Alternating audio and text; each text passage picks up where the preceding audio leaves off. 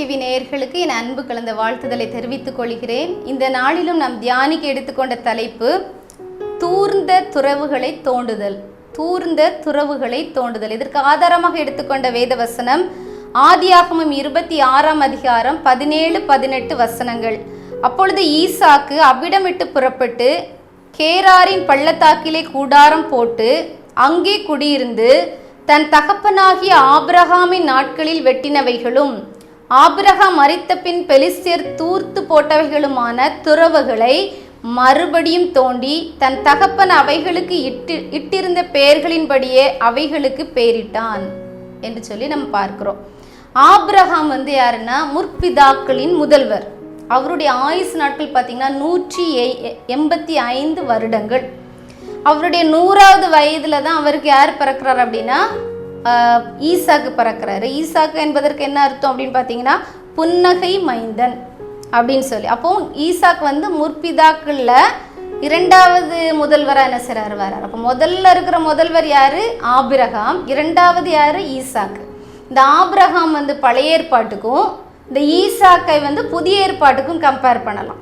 இப்போ ஆபிரகாம் பாருங்க, பிதாவாகிய தேவனுக்கு அடையாளமாகவும் ஈசாக்கு குமாரனாகிய தேவனுக்கு அடையாளமாகவும் என்ன செஞ்சாங்க இருக்கிறாங்க.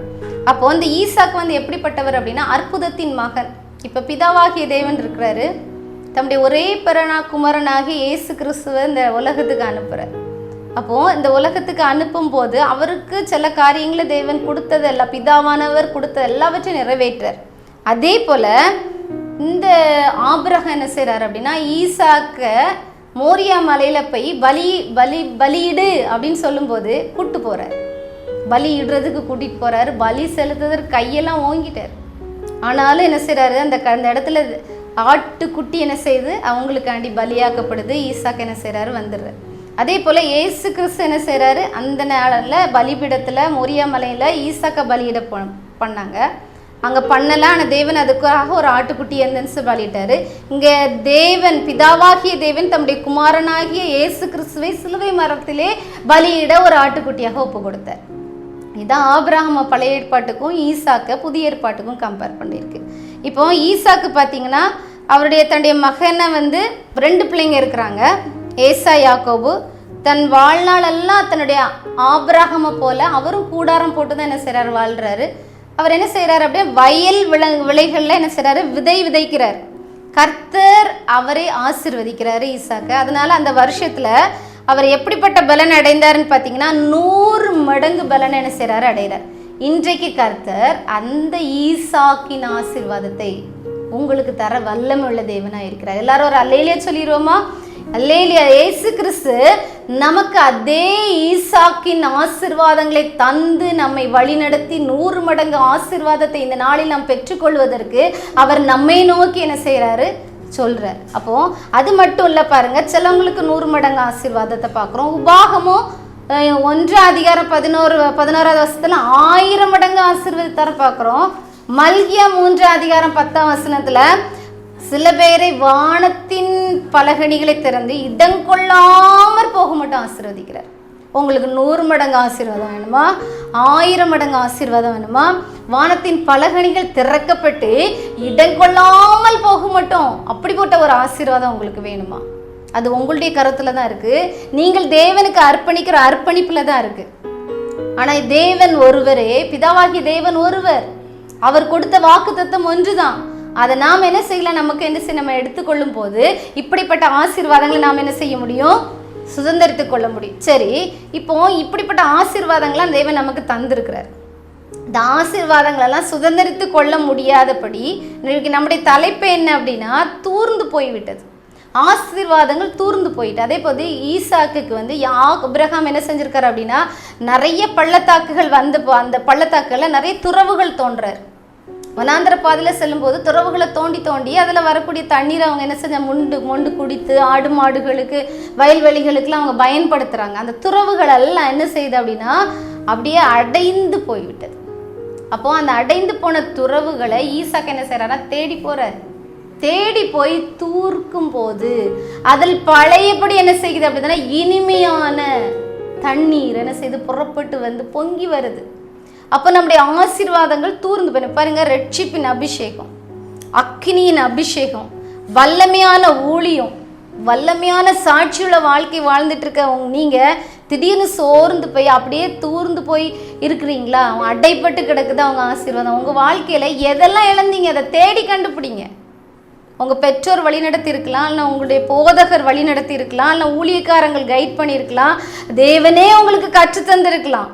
இயேசு கிறிஸ்துவானவர் உங்களுக்கு தரிசனத்தின் மூலமாகவும் சொப்பனத்தின் மூலமாகவும் உங்களை வழிநடத்தி ஆசீர்வாதங்கள் தந்திருக்கலாம். அதெல்லாம் இப்போ அப்படியே தூர்ந்து போய் கிடைக்கிறதா? கண்டுபிடிங்க. தேடி கண்டுபிடிக்கக்கூடிய காலகட்டத்தில் நம்ம வந்திருக்கிறோம். ஈசாக்கு தேடி போகிறான். ஆபிரகாம் தன் தகப்பனாகி ஆபிரகாம் தோண்டின ஒவ்வொரு துறவுகளையும் தேடி போய் அதை தூர்வாடுறான்.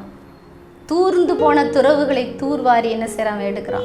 எடுக்கும்போது இனிமையான தண்ணீர் பொங்கி வருகிறது. அப்போ அந்த ஆசீர்வாதம் தூர்ந்து போய்விட்டதா? உங்களுக்கு அப்படியே அடர்ந்து கிடைக்கிறதா? நீங்கள் என்ன செய்யுங்க? அதை தேடி போங்க. நான் அந்த ஆசீர்வாதத்தை நான் இழந்து விட்டேன். இப்படிப்பட்ட ஒரு ஆசீர்வாத தேவன் எனக்கு தந்திருந்தார். அவருடைய அபிஷேகம் எனக்குள்ள கடந்து வரும்போது அப்படியே எனக்கு அப்படி எனக்குள்ளே இருக்கிற அபிஷேகம் பொங்கி வரக்கூடிய அந்த அபிஷேகம் எனக்கு இப்போ இல்லை அப்படின்னு சொல்லி கவலைப்படுறீங்களா? ரட்சிப்பின் அபிஷேகம் எனக்கு இல்லை. தேவன் முந்தி எனக்கு நடந்து போவார், என்னோடு பேசுவார், அவருடைய இனிமையான குரலை நான் கேட்டேன். ஆனால் இப்போ என்னால் கேட்க முடியல. அல்றீங்களா? தேவன் உங்களை பார்த்து சொல்றார், மகனே மகளே, அதை திருப்பி நீ தேடி கண்டுபிடி. நீ தூர் வரும்போது இன்னும் அதிக இனிமையான ஆசீர்வாதங்கள் உன்னுடைய வாழ்க்கையில் பொங்கி வழியக்கூடிய ஆசீர்வாதங்கள், அபிஷேகங்கள், வல்லமைகள் உனக்குள்ள இருந்து புறப்பட்டு வரும். ஈசாக்கு தேடுனா பாருங்க, தேடி கண்டுபிடிச்சு தோண்டுனான். துறவுகள் எல்லாம் தூர்வாரினது போல நம்முடைய வாழ்க்கையில் அடைப்பட்டு இருக்கிற ஆசீர்வாதங்கள் என்ன செய்யுது அப்படின்னா நமக்குள்ள இருந்து திருப்பி மீண்டும் மீண்டும் பொங்கி பொங்கி உங்களுக்கு என்ன செய்யும் வரும். ஏசு சீஷர்களை இப்போ பார்த்தீங்கன்னா அதுக்கு எடுத்துக்காட்டாக பைபிள்லேருந்தே நான் உங்களுக்கு சில காரியங்களை கற்றுத்தர விரும்புகிறேன். கர்மேல் பர்வதத்துக்கு தீர்க்கதரிசியாக எலியா வராரு. அங்கே என்ன செய்யுது அப்படின்னா தகர்ந்த பலிபீடம் கிடக்குது. அப்போ அந்த தகர்ந்த பலிபீடத்தை கண்டவர் மிகவும் மனவேதனைப்படுறாரு. ஏன் வேதனைப்படுறாருன்னா தகர்க்கப்பட்ட பலிபீடத்தில் அக்கினி இறங்காது. அப்போ அந்த அக்கினி இறங்காததுனால அவரால் தேவனுடைய வல்லமை அபிஷேகத்தை பெற்றுக்கொள்ள முடியாது. தேவன் அதற்கு பதிலளிக்க முடியாது. அதை பார்த்து அவர் மனவேதனைப்படுகிறார். உங்களுடைய பலிபீடமாகிய இருதயம் செப்பனிடப்பட்டிருக்கிறதா? ஒரு நிமிஷம் சிந்தித்து பாரு. அது தகர்ந்து கிடக்கிறதா? தேவனுடைய அக்கினியின் அபிஷேகம் நமக்குள்ள கடந்து வர முடியலன்னா உங்களுடைய இருதயமாகிய பலிபீடம் எப்படி இருக்கிறது, எவ்வாறு இருக்கிறது அப்படின்னு யோசிச்சு பாருங்க. அதை செப்பனிடுங்க, அதை தேடி கண்டுபிடிங்க. எந்த பாயிண்ட்ல நான் வீக் ஆயிட்டேன், நான் தடுமாறிட்டேன், அதனால எனக்கு இந்த தகர்க்கப்பட்டுச்சு. இருதயம்ங்கிறது ஒரு பலிபீடம். பலிபீடத்தில் என்னை படைக்கிறேன் தேவனே. அந்த பலிபீடத்தில் படைக்கணும். நம்ம ஆத்மாவும் ஆன்மாவையும் நம்ம படைக்கும் போது இருதயம் சுத்தமாக இருக்க வேண்டும். அதை தூர்வாருங்க. அடைக்கப்பட்டிருக்கு. அதனால தான் எனக்கு ஆசீர்வாதம் இல்லை. அதனால தான் என் பதவி உயர்வு எனக்கு இல்லை. அதனால தான் என் வேலை வாய்ப்புகள் அடைப்பட்டது. அதனால தான் என்னுடைய பிஸ்னஸ்ல தோல்விகள். அதனால எனக்கு வெளிநாட்டுக்கு கடந்து செல்ல முடியல. அதனால தான் மேல் படிப்புக்கு எனக்கு அப்ளை பண்ண முடியல அப்படின்னு சொல்லி உங்களுக்கு எல்லா ஆசீர்வாதங்களும் அடைப்பட்டு இருக்கா? இன்னைக்கு கூட எங்க இருதயமாகிய பலிபீடத்தை ஒரு எலியா எப்படி தகர்ந்து போன பலிபீடங்களை செப்பனிட்டாரோ அதே போல உங்களுடைய இருதயமாகிய பலிபீடங்களை நீங்கள் செப்பனிடும் போது தேவன் அக்கினியாய் உங்கள் மத்தியில் இறங்குவார். உங்களுக்கு விரோதமாக இருக்கக்கூடிய எல்லா சத்துருக்களும் அப்படி அடிச்சு பிறண்டு 7 வழியா போயிடுவாங்க. அந்த அக்கினிக்கு முன்பாக நிற்பவன் யார்? அந்த தேவன் அக்கினியாய் உங்களுக்குள்ள கடந்து வரும்போது உங்கள் பக்கத்தில் இருக்கிற சத்துருக்கள் பயந்து நடுங்குவார்கள். நீங்க நிறைய நேரம் நினைக்கலாம், என் சத்துரு எனக்கு இப்படி பேசிட்டான் அப்படி பேசிட்டான்.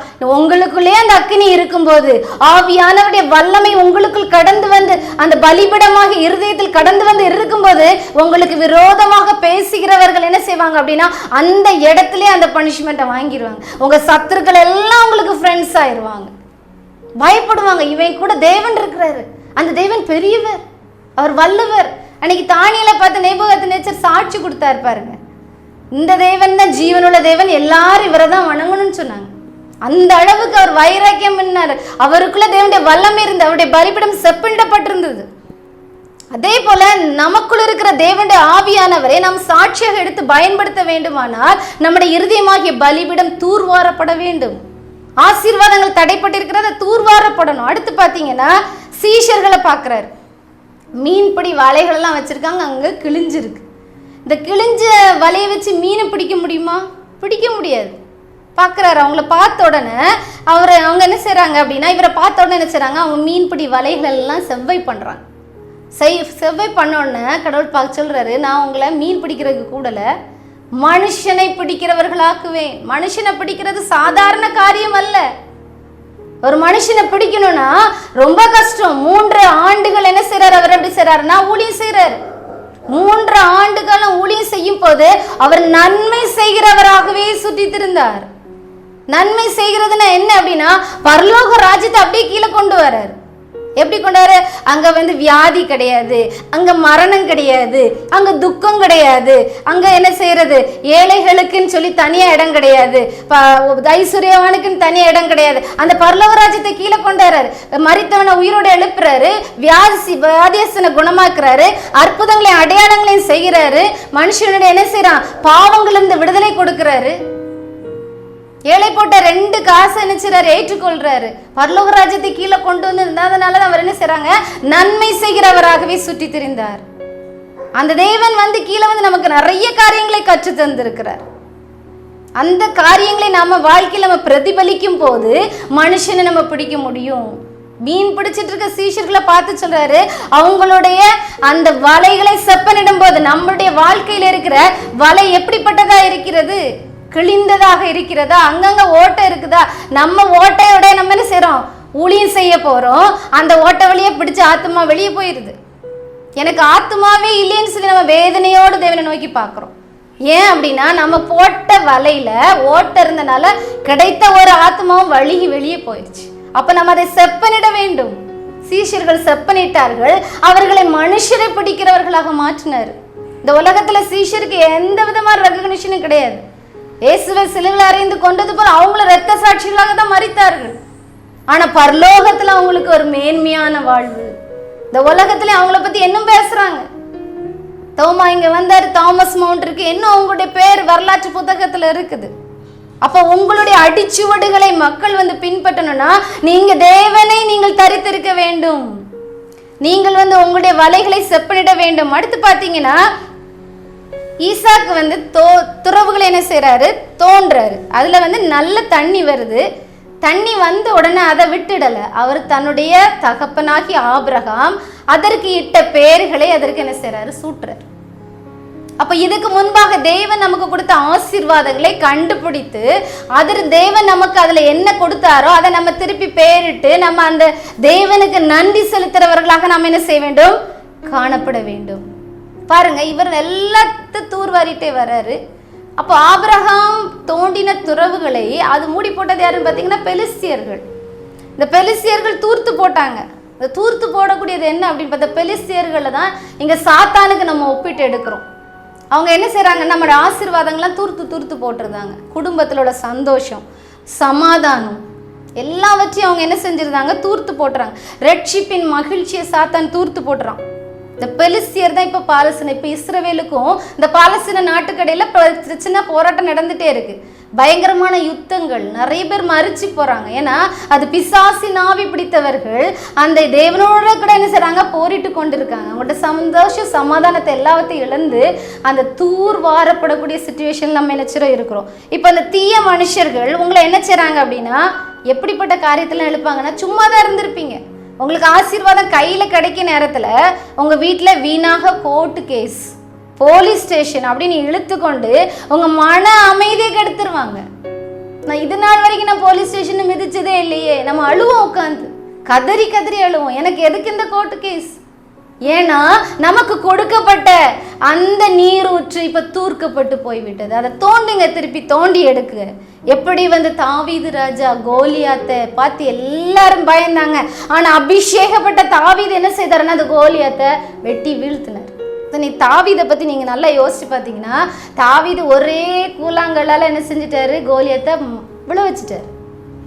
அவருடைய குணம் என்ன அப்படின்னு பார்த்தீங்கன்னா, எப்பவுமே அவர் கையில கூழாங்கற்கள் இருக்கும். அவர் பேக்ல 5 ஸ்டோன்ஸ் எடுத்துட்டு போனார், கூழாங்கல். அதுல 1 போட்டு கோலியாத்தை வீழ்த்தியாச்சு. அந்த கூழாங்கல்ல திருப்பி எடுத்துட்டு தன்னுடைய பேக்ல வைக்காண்டிதான் அவர் அங்க போனார். போற நேரம் கோலியாத்தை எழுமுனாலதான் பட்டயத்தை எடுத்து அவனை வீழ்த்த வேண்டிய சிச்சுவேஷன் வந்துச்சு. அப்போ இன்றைக்கு நம்ம நிறைய காரியங்களை நம்ம பயன்படுத்தணும், தூக்கி போட்டதோட முடிஞ்சு. வல்லமையுள்ள தேவனுடைய நாமத்தை பயன்படுத்துகிறேன், தூக்கி போட்டதோடு முடிஞ்சு. அந்த வல்லமையுள்ள நாமத்தை திருப்பி பயன்படுத்துவதற்கு நம்மகிட்ட கூழாங்கல் இல்லை. நீங்க திருப்பி அங்க போய் அதை எடுக்கும் போதுதான் அந்த சத்துரை முழுமையாக நீங்க வீழ்த்த முடியும். ஆனா அவன் மறுபடியும் எழும்பி என்ன செய்வான்? நிற்பான். சமாதான கர்த்தர், வல்லமை உள்ள தேவன், நித்திய பிதா, சமாதான பிரபு எல்லாம் நமக்கு கொடுத்துருக்கிறாரு. அதை பயன்படுத்திட்டு தூர போட்டதோட முடிஞ்சிச்சு. இன்னைக்கு பாருங்க, சுவையான நீரூற்று என்ன செய்யுது? பொங்கி வருது. ஈசாக்கு திருப்பி தூர்த்து போனதை தோண்டி எடுக்கும் போது அதுல பாருங்க, ஏசாயா தீர்க்கதரிசியின் புஸ்தகம் 35ஆம் அதிகாரம் 1ஆம் வசனத்துல பாருங்க, வனாந்திரமும் வறண்ட நிலமும் மகிழ்ந்து கடுவெளி கழித்து புஷ்பத்தை போல் செழிக்கும். உங்களை நீங்க ஆராய்ந்து பாருங்க. இன்னைக்கு நிறைய பேர் பாருங்க, எனக்கு பரிசுத்தாவின் அபிஷேகம் இருந்துச்சு, இப்போ இல்லை அப்படின்னு சொல்லி அழுது கொண்டே இருக்கிறோம். நமக்குள்ள இருக்கிற என்ன பிரச்சனை, எதனால நம்ம அதை இழந்து போனோம்னு சொல்லி அதை செவ்வைப்படுத்தும் போது தேவன் உங்களை ஆசீர்வதிக்க வல்லமுள்ள தேவனா இருக்கிறார். ஒரு சின்ன எக்ஸாம்பிள் பாருங்க. குளத்து பக்கத்துல ஒரு வயல் நிலம், அந்த குளத்துல ஃபுல்லா தண்ணி இருக்கு. ஆனா அந்த வயல் நிலத்துல உள்ள செடிகள் எல்லாம் அப்படி காய்ந்து அப்படி இருக்கு. அப்போ பக்கத்துல இருக்கவங்க அதை யோசிச்சு பாக்குறாங்க, என்ன நடந்துச்சு, இதுல இவ்வளவு தண்ணி இருந்துமே இந்த பயிர்கள் எல்லாம் என்ன செஞ்சுட்டு அப்படியே வறண்டு போய் காய்ந்த நிலைமையில இருக்குதுன்னு பார்க்கும்போது, யாரோ ஒருவர் ஒரு கந்தை துணியால அந்த குளத்துல இருந்து வரக்கூடிய தண்ணியை அடைச்சி வச்சிருந்தாங்க. கந்தை துணி நம்முடைய பாவம். அந்த பாவம் நீக்கப்படும் போது குளத்துல இருக்க தண்ணி வந்து செடிகளுக்கு மீண்டும் மறுமலர்ச்சி கிடைச்சிச்சு. அப்ப அந்த கந்தை துணியாகிய பாவம் தேவனிடத்துல இருந்து வரக்கூடிய நீரூற்றை அடைத்ததுனால ஜீவ தண்ணீரை நம்ம பெற்றுக்கொள்ள முடியவில்லை. ஜீவ தண்ணீரை நம்ம உட்கொள்ளும் போதுதான் நித்திய ஜீவனை நம்ம என்ன செய்ய முடியும்? பெற்றுக்கொள்ள முடியும். அந்த கந்தை துணி, அந்த பாவமாகிய கந்தை துணி அந்த இடத்துல இருந்து வரக்கூடிய ஆசீர்வாதங்களை அடைத்ததுனால நம்மளால என்ன செய்ய முடியல? நித்திய ஜீவனை என்ன செய்ய முடியல? பெற்றுக்கொள்ள முடியல. இதுக்கு கொஞ்ச நாளைக்கு முன்னாடி சில காரியங்கள் நம்ம கேட்குறோம். இந்த சமயத்தார், அப்போ கிறிஸ்தவத்திலே பார்த்தீங்கன்னா நிறைய பேர் இருக்காங்க, செவன்த் டே, யெகோவா தேவன், ஏசு கிறிஸ்து தேவன் இல்லை அப்படிலாம் சொல்றாங்க. ஆனால் அப்படி கிடையாது. ஏசு கிறிஸ்து ஒருவரே, தேவன் ஒருவரே அப்படின்னு சொல்லி நம்ம என்ன செய்யறோம்? நம்ம ஸ்ட்ராங்கா நிக்கணும். நிறைய பேர் குழப்புவாங்க. பிசாசுகிட்ட இருக்கிற தந்திரம் என்னன்னா குழப்பத்தின் ஆவி. குழப்பத்தின் ஆவி வரும்போது நம்ம என்ன செய்ய? குழம்பி போய்கிறோம். தேவனுக்காக வைராக்கியமா நிற்க முடியாம போயிரு, நம்முடைய பலிபீடம் தகர்க்கப்பட்டு விடுகிறது. அப்போ குடும்ப வாழ்க்கையில கணவன் மனைவிக்குள்ள பாருங்க உண்மை இல்லை. அதை கணவன் கண்டுபிடிக்கும் போதோ அல்ல மனைவி கண்டுபிடிக்கும் போதோ குடும்பத்துக்குள்ள விரிசல் ஏற்படுகிறது. குடும்பத்துக்குள்ள சமாதானம் இல்ல, பிரிவினை ஏற்படுகிறது. ஏன் பார்த்தோம்னா அந்த ஆசீர்வாதத்தை அடைத்து போட்டது உங்களுடைய பாவம். வரக்கூடிய ஆசீர்வாதம், குழந்தைகள் ஒரு பக்கம் கஷ்டப்படுறாங்க, மனைவி திருப்பி தன்னுடைய பாவத்திலிருந்து மீண்டு வரணும்னு ஆசைப்படுறாங்க, மீண்டு வர முடியல. கணவன் மீண்டு வரணும்னு ஆசைப்படுறாங்க, மீண்டு வர முடியல. உங்களுடைய பாவத்தை அறிக்கையிடுங்கள். உங்களுடைய வாழ்க்கையில இருக்கிற அந்த பாவத்தை நீங்க இயேசு கிறிஸ்துவின் ரத்தத்தினால கழுவும் போது அது அப்படி என்ன செய்யும்? சுத்திகரிக்கப்படும். மீண்டும் உங்களுடைய குடும்பம் என்ன செய்யும்? கட்டப்படும். நிறைய குடும்பங்கள் இப்போ அப்படி பிரிஞ்சிருக்காங்க. அந்த பிள்ளைகள்லாம் பாவம். உங்க பிள்ளைங்களை ஒரு நிமிஷம் நீங்க யோசிச்சு பார்த்தீங்கன்னா, தேவன் கொடுத்த சுதந்திரங்கள் அவங்க, நீங்கள் பெற்றெடுத்த பிள்ளைகள் அல்ல. தேவன் கொடுத்த சுதந்திரங்களை நாம் என்ன செய்யணும்? அலட்சியப்படுத்துறோம். தேவனுக்கு கணக்கு கொடுக்க வேண்டும். உங்க பிள்ளைங்களுக்கு எல்லாவற்றையும் கொடுப்பது உங்களுக்கு கடவுள் கொடுத்த ஒரு பெரிய கட்டளை. அவங்களுக்கு ட்ரெஸ் வாங்கி கொடுக்கறது, உணவு கொடுக்கறது, அவங்கள படிக்க வைக்கிறது எல்லாம் உங்க மேல உள்ள கடமை. அவங்கள வேலைக்கு சின்ன வயசுல அனுப்பி அதுல இருந்து வரக்கூடிய வருமானத்தை தின்று கொண்டு இருக்கிறீங்களா? பெற்றோர்களே ஜாக்கிரதையா இருங்கள். உங்களுடைய பாவம் கந்தை இந்த பிள்ளைகளுடைய வாழ்க்கை என்ன செய்து கொண்டிருக்க? சீரழித்து கொண்டிருக்கிறது. இந்த குடும்பத்தின் ஆசீர்வாதங்கள் தூர்ந்து போயிட்டு இருக்கு. அதை தோண்டி பாருங்க. ஏன் என் வீட்டுல இந்த பிரச்சனை? நீங்க போற பாவமான பாதையிலிருந்து மீண்டு வாங்க. வாலிபர்களை பார்த்து தேவன் சொல்ற, அப்படியே நம்முடைய இருதயத்தை தூக்கி யார்ட்டையும் ஒரு இடத்துல கொடுத்து நம்ம ஏமாந்து போயிருக்கிறோமா? தேவன் உங்களை பார்த்து சொல்றார், அந்த பாவம் என்னன்னு சொல்லி கண்டுபிடிச்சு என்னிடத்துல வா, உனக்காக நான் சிலுவையில மரித்தேன், உனக்காக ரத்தம் சிந்த, அந்த பாவத்தை நான் உனக்கு என்ன செய்வேன்? மன்னிப்பேன். பிதாவாகிய தேவன் தூரத்துல இருந்து பார்த்து சொல்றாரு, நீ பரிசுத்தமாகு அப்படின்னு சொல்றாரு. ஆனா ஏசு கிறிஸ்து உங்க பக்கத்துல இருந்து சொல்றாரு, நானும் இந்த உலகத்துல என்ன செஞ்சேன்? வாழ்ந்தேன். எனக்கும் கஷ்டங்கள் வந்துச்சு. நான் அந்த பாடுகள் இருந்து மீண்டுதான் உனக்கு வேத வாக்கியங்கள் மூலமா கற்று தந்திருக்கேன். மீண்டு வா மகனே அப்படின்னு சொல்றாரு. ஆவியானவர் இன்னொரு படி முன்னாடி உங்களுக்கு உள்ளே உங்களை அதுல இருந்து விடுவிக்கிற வல்லவராய் இருக்கிறார். ஆவியானவர் எனக்குள்ள கடந்து வாங்கன்னு சொன்ன உடனே வரும். ஆவியானவர் எங்கேயோ அங்க என்ன செய்து உண்டு? விடுதலை உண்டு. நீங்கள் பரிசுத்தமா உள்ளவர்களா இருக்கணும். பரிசுத்தர் பரிசுத்தர் பரிசுத்தர் சொல்ற அந்த பிதாவாகிய தேவனை தரிசிக்க வேண்டும்னா எத்தனையோ பேர் உங்களுக்கு ஹெல்ப் பண்றாங்க. இயேசு கிறிஸ்து ஹெல்ப் பண்றாங்க, ஆவியானவர் ஹெல்ப் பண்றாங்க. நம்ம யாருடைய உதவி நமக்கு வேண்டாம். எல்லாத்தையும் வச்சுட்டா எனக்கு ஆசீர்வாதம் கிடைக்கல, தூர்ந்து போய்விட்டது. முந்தி இருந்துச்சு, நல்ல தண்ணி வந்துச்சு, நம்முடைய துறவுகள் தண்ணி வந்துச்சு, ஆசீர்வாதம் வந்துச்சு. உங்களை பார்க்குறவங்களாம் சொன்னாங்க ஆசீர்வதிக்கப்பட்ட குடும்பம், கர்த்தரால் ஆசீர்வதிக்கப்பட்டவர்கள் அப்படின்னு சொன்னாங்க. ஆனால் இப்போ ஏன் சொல்ல முடியல?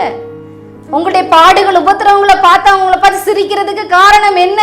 நம்முடைய வாழ்க்கையில இருக்கிற அந்த நீரூற்றுகள் தூர்க்கப்பட்டு அதுல இருந்து வரக்கூடிய ஆசீர்வாதங்கள் தடைப்பட்டதற்கு காரணம் உங்களுடைய பாவங்களாகிய கந்தைகள். அந்த பாவத்தை விட்டு நம்ம விலகும் போது தேவன் உங்களை ஆசீர்வதிப்பார். முதலாவது இதுல இருந்து நம்ம என்ன செய்யறோம்? ஆசீர்வாதங்கள் நீரூற்றுகாக உங்கள் இருதயங்களை மகிழ்விக்க முதல்ல என்ன செய்யணும் அப்படின்னா யெகோவா மக்காதீஸ கூடணும்.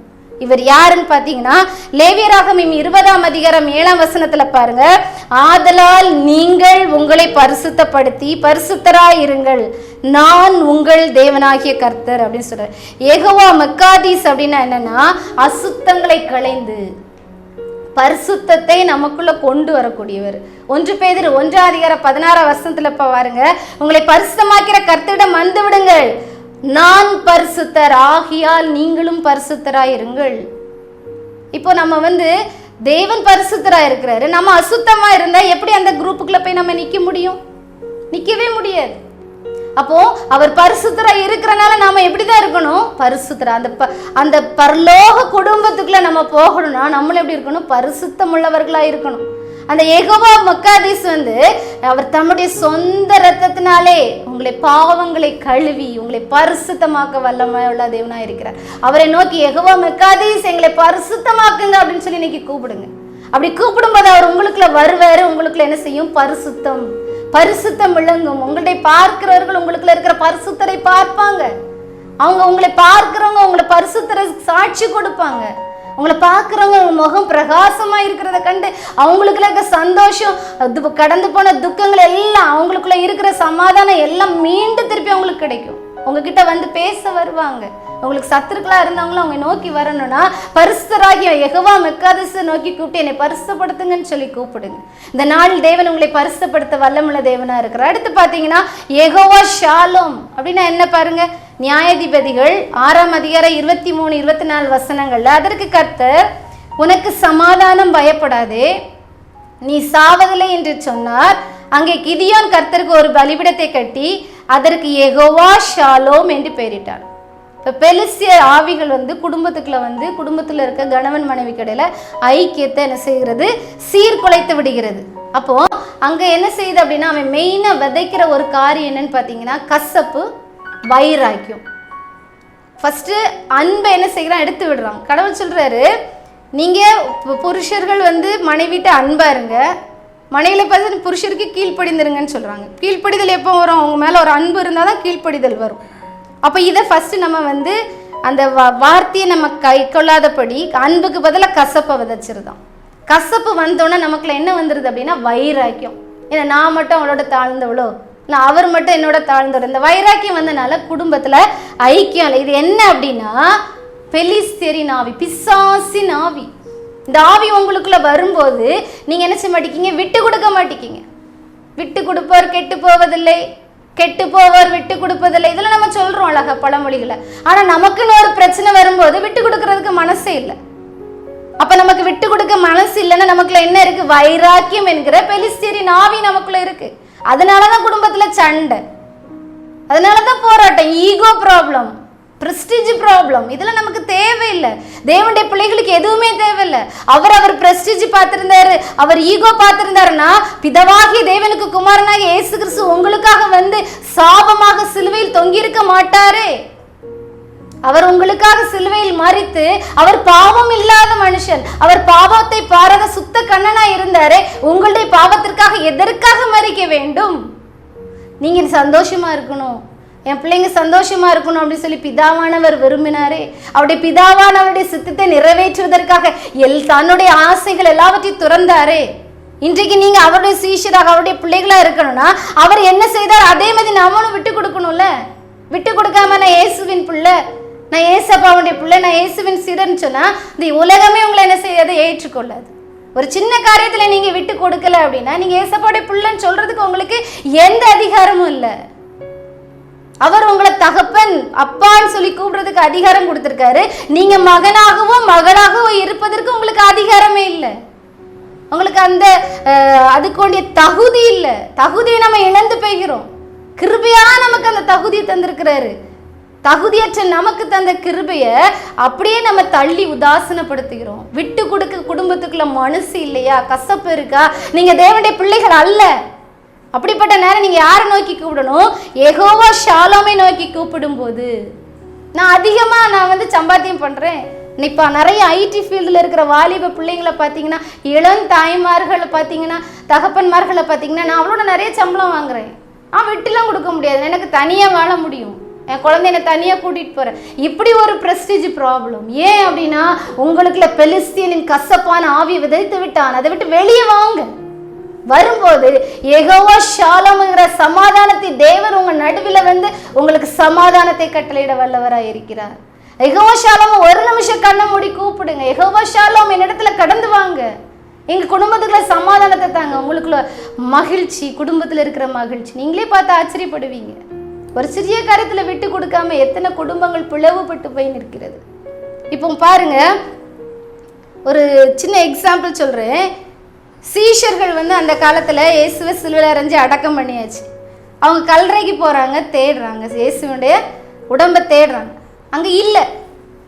வாராங்க, ஒரு வீட்டில் அரை கதவை பூட்டிட்டு ஒருத்தருக்கு ஒருத்தர் குழப்பமா இருக்கு. ஆனால் தேவன் அவங்களுக்கு முதல்ல இயேசு கிறிஸ்து சொல்லியிருக்கிறார், நான் 3 நாள் உயிர் தெழுவேன். எல்லாத்தையும் மறந்துட்டாங்க. நம்ம மறந்துருதோம்ல, தேவன் கொடுத்த வாக்குத்தத்தங்களை எல்லாம் மறந்துருதோம். உனக்கு வந்து சாயங்காலம் ஆறதுக்கு முன்னாடி நீ என்ன செஞ்சிரு, கசப்பெல்லாம் விட்டுரு, கோபத்தில் விட்டுரு, நீ மனம் திரும்புன்னு சொன்னாலும் நம்ம செய்யறது கிடையாது. நிறைய காரியங்களை வசனத்தின் மூலமாக கற்றுக் கொடுத்துருக்கோம், அதெல்லாம் நம்ம விட்டுருவோம், மறந்துருதோம். அதே போல் அவங்களும் மறந்து புலம்பிட்டு இருக்காங்க. யாரை பற்றி மட்டும் பேசிகிட்டே இருக்காங்க? ஏசு கிறிஸ்துவை மட்டும் பற்றி பேசிகிட்டு இருக்காங்க. அவர் வாரார். நீ சமாதான குறைச்சல் ஆகி நீ புலம்பிட்டா இருக்க, உங்களுக்கு சமாதானம் அந்த அறைக்குள்ளே வரார். இப்போ நீங்கள் இப்போ என்ன செய்றீங்க அப்படின்னா, தேவனை பற்றி பேச தொடங்குறேன். என்னுடைய வாழ்க்கையில் என்னுடைய இந்த பிரச்சனைகள் இருக்குது, ஏசு கிறிஸ்து இருக்கும்போது நாங்கள் நல்லா இருந்தோம் அப்படின்னு சொல்லி பேச தொடங்குறீங்களா? உங்கள் மத்தியில் அவர் கடந்து வருவார். ஒரு செகண்ட் நீங்கள் எல்லாம் ஒரு 2 மினிட்ஸ் அவரை பற்றி யோசிங்க, அவரை பற்றி பேசுங்க. உங்கள் பிள்ளைங்க கிட்ட உட்காரும் போதும் நடக்கும் போதும் எல்லா டைமும் நீங்கள் அவரை பற்றி பேசுங்க. அவர் உங்கள் கூட தான் இருக்கிறார். அவர் யெகோவா ஷாலோமா, யெகோவா மெக்காதீஸா உங்கள் மத்தியில் இருக்கிறார். இதை தான் அவர் என்ன செய்கிறார், விரும்புகிறார். இன்னிலிருந்து நீங்கள் அதை செய்யும் போது தேவன் பெரிய காரியத்தை உங்களுடைய வாழ்க்கையில் என்ன செய்வார். அப்போ தேவன் நமக்கு கொடுத்த ஆசீர்வாதமாகிய துறவுகளை தேடி நம்ம தோண்டி எடுக்கும்போது வாழ்க்கையில் சந்தோஷம், சமாதானம் கடந்து வரும். ஒரு நிமிடம் கண்களை மூடி ஜெபிப்போமா? அன்புள்ள தகப்பனே, இந்த அருமையான வேலைக்காக நன்றியோடு துதிக்கிறோம். நீங்கள் கற்றுக் கொடுத்த காரியத்துக்காக நாங்கள் உங்களுக்கு நன்றி செலுத்துகிறோம். யெகோவா ஷாலோமும் யெகோவா மெக்காதீசுமாக வந்து எங்கள் வாழ்க்கையில பரிசுத்தத்தையும் சமாதானத்தை கட்டளையிட்ட தேவன் இந்த நிமிடத்தில் பிள்ளைகள் எந்தெந்த இடத்தில் குறைவுபட்டு இருக்கிறார்களோ அந்த பிள்ளைகளுடைய வாழ்க்கையில் செவ்வைப்படுத்தும்படிக்காக ஜெபிக்கிறோம். வாலிப பிள்ளைகள் தகப்பனே, பாவத்திற்கு உட்பட்டு தகப்பனே, எங்களுக்கு பரிசுத்தராகி நீர் எங்களுடைய வாழ்க்கையில் கடந்து வர வேண்டும் என்று சொல்லி உம்மை நோக்கி கூப்பிடுகிற ஒவ்வொரு பிள்ளைகளுடைய கருத்துல நாங்கள் தருகிறோம் தகப்பனே. ஆசீர்வதிக்கிற தேவன் பரிசுத்தமான நீர் கடந்து வரும்படிக்காக ஜெபிக்கிறோம். ஒவ்வொரு ஆத்துவம் பார்வையில் வில்லேற பெற்றது தகப்பனே. அப்பா, அந்த பிள்ளைகளை ரட்சிக்கிறதுக்காக உமக்கு சோஸ்திரம். அப்பா, உம்மை துதிக்கிறோம், சோஸ்திரிக்கிறோம். இந்த நாளில் தகப்பனே, சமாதான குறைச்சலோடு இந்த டெலிவிஷன் நிகழ்ச்சியை பார்த்து கொண்டிருக்கிற ஒவ்வொரு குடும்பத்துக்களும் யெகோவா ஷாலோமாக நீர் கடந்து வந்து உங்களுக்கு சமாதானம் என்று நீர் சொல்லுகிறீர். உமக்கு நன்றி செலுத்துகிறோம் தகப்பனே. எங்களுக்குள்ள இருக்கிற கசப்பு, வைராக்கியத்தை நீர் எடுத்து போடும்படிக்காக ஜெபிக்கிறோம். விட்டு கொடுக்கக்கூடிய மனப்பக்குவத்தை நீர் தரும்படிக்காக ஜெபிக்கிறோம். அன்றைக்கு நீர் சீசருக்கு கற்றுக் கொடுத்தீரே தகப்பனே. நான் ஊழியம் செய்யும்படி வராமல், ஊழியம் கொள்ளும்படி வராமல், ஊழியம் செய்வதற்காக வந்தேன்னு சொல்லி கற்றுக் கொடுத்து அவங்களுடைய கால்களை கழுவினீரே, துடைத்தீரே. அதே போல நாங்களும் அப்பா, நாங்கள் உங்களுடைய சமூகத்துல ஒரு தாழ்மையான மனப்பக்குவத்தோடு எங்கள் குடும்பத்துக்குள்ள நான் பெரியவன், நான் அப்படிப்பட்டவன், நான் சம்பாதிக்கிறேன்னு சொல்லி வைராக்கியம், கசப்பு எங்களுக்கு வேண்டாம் தகப்பனே. எங்கள் குடும்பத்துக்குள்ள நீர் ஆசீர்வாதத்தை கட்டளையிடுவீராக. பொங்கி வழியக்கூடிய ஆசீர்வாதம் எங்களுக்குள்ள கடந்து வருவதாக. ரட்சிப்பின் அனுபவம் கடந்து வருவதாக. இழந்து போன அக்கினியின் அபிஷேகம் கடந்து வருவதாக. இழந்து போன பரிசுத்தம் கடந்து வருவதாக. இழந்து போன தீர்க்க தரிசன வரங்கள், சொப்பனத்தின் வரங்கள் எல்லாம் கடந்து வந்து பிள்ளைகளை பலப்படுத்துவீராக ராஜா. நீர் அப்படியே செய்கிறதற்காக நமக்கு நன்றி செலுத்துகிறோம். எல்லா துதி கன மகிமை உமக்கே செலுத்துகிறோம். மீட் பிரேசு கிறிஸ்துவின் ஜெபிக்கிறோம் எங்கள் ஜீவன நல்ல பிதாவே. ஆமென்.